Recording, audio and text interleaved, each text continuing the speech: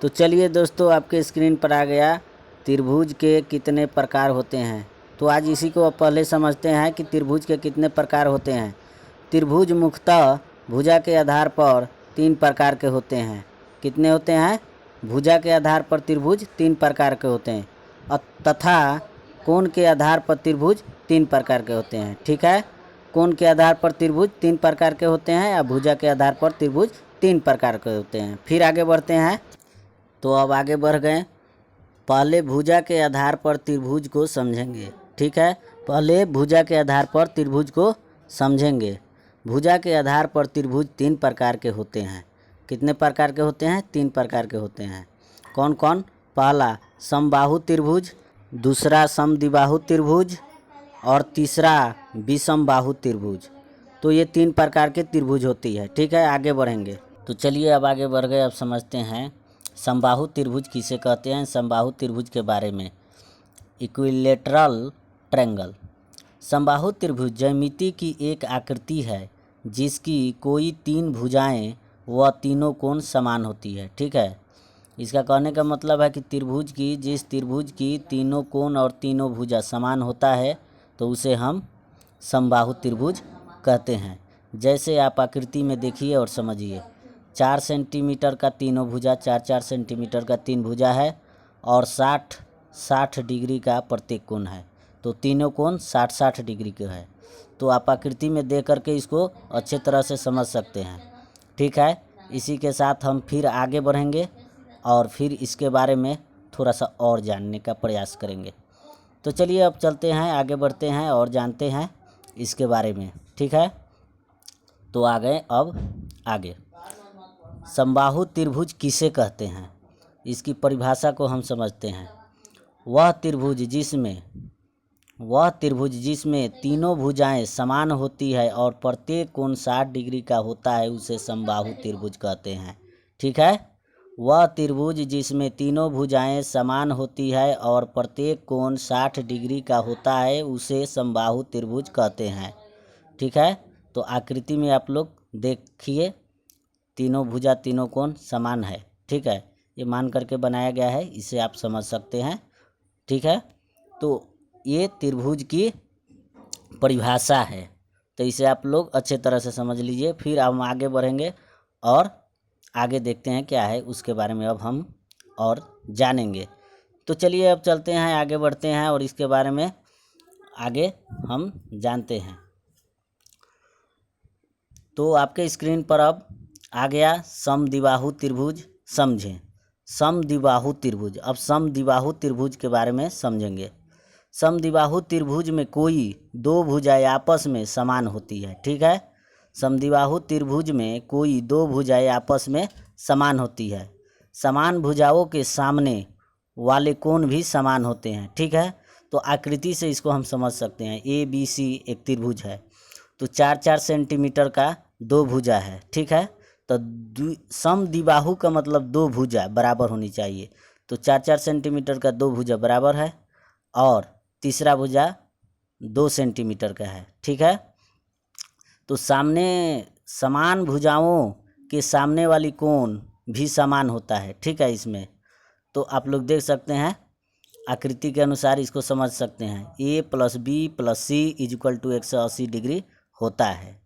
ठीक है, आगे बढ़ते हैं। आसान परिभाषा में समझें। ठीक है, अब विषमबाहु त्रिभुज को हम आसान परिभाषा में समझते हैं थोड़ा। जब त्रिभुज की कोई भी भुजा बराबर नहीं होती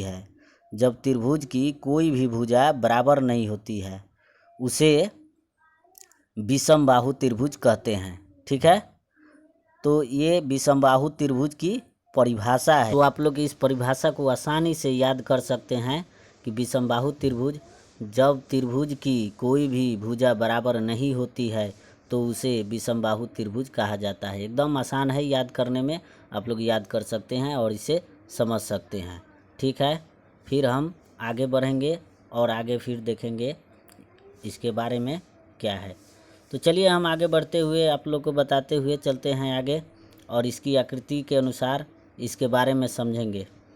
ठीक है, तो आ गया अब इसके बारे में हम समझते हैं, विषमबाहु त्रिभुज के बारे में आकृति से समझते हैं। ठीक है, विषमबाहु त्रिभुज एस्क्लेन ट्रायंगल। ठीक है, विषमबाहु त्रिभुज की सभी भुजाएं असमान होती है।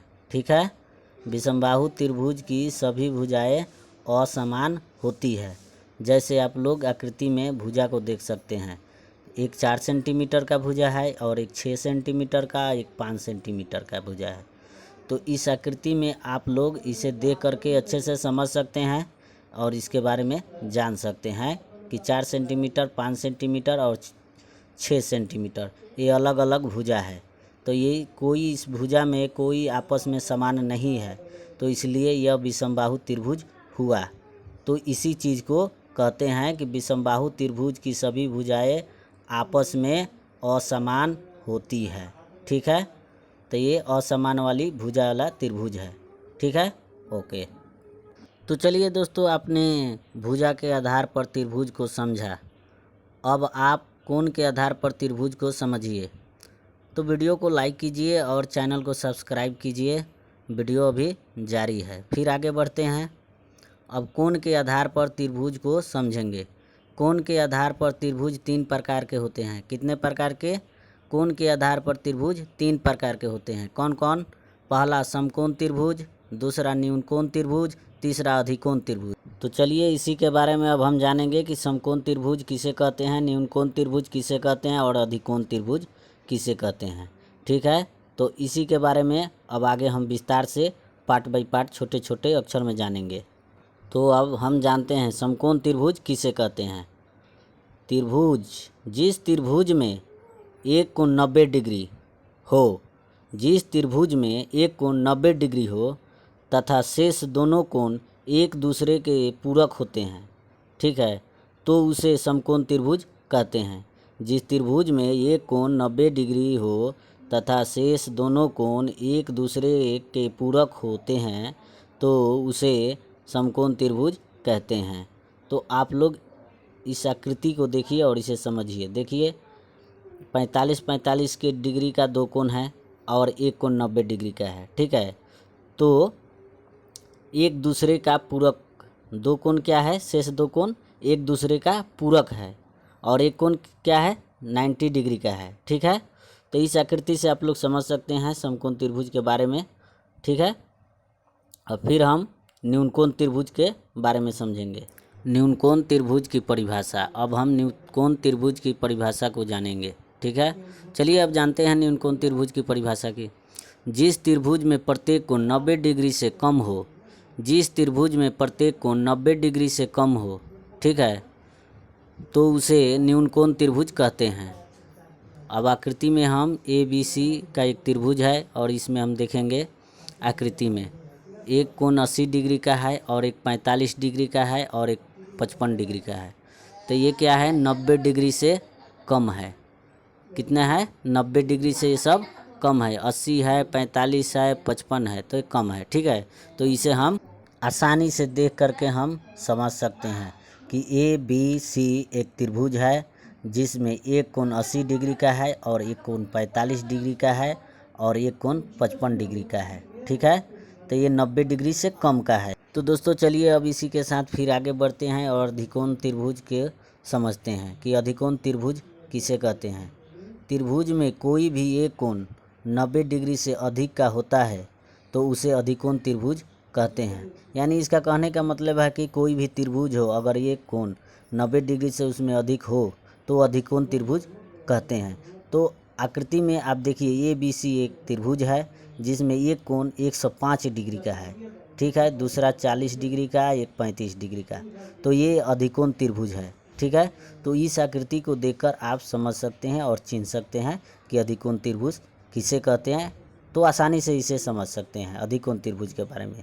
ठीक है, तो उसी के बारे में यहाँ लिखा गया है कि त्रिभुज में कोई भी एक कोण 90 डिग्री से अधिक का होता है तो उसे अधिकोण त्रिभुज कहते हैं। ठीक है, इसे एकदम आसान में आप समझ सकते हैं और इसको आसानी से आप लोग याद भी कर सकते हैं। ठीक है, तो इसको आप लोग आसानी से पढ़िए और याद कीजिए और समझिए। ठीक है।